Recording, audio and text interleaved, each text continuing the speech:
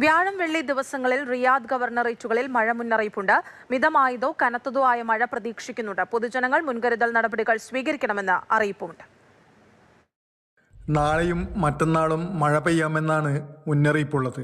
Riyadh മേഖലയിലെ വിവിധ സ്ഥലങ്ങളിൽ മഴ മുന്നറിയിപ്പ് അധികൃതർ നൽകിയിട്ടുണ്ട്. ചില സ്ഥലങ്ങളിൽ മിതമായ തോതിലും മറ്റിടങ്ങളിൽ കനത്ത തോതിലും മഴ പ്രതീക്ഷിക്കുന്നതായി സൗദി കാലാവസ്ഥാ വിഭാഗം അറിയിച്ചു.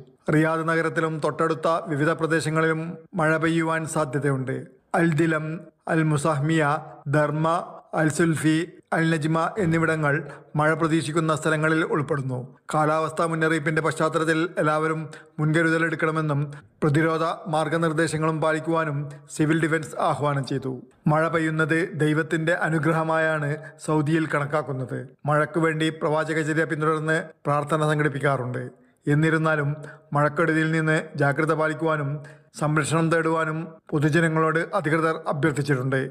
Mathrubhumi news, Riyadh.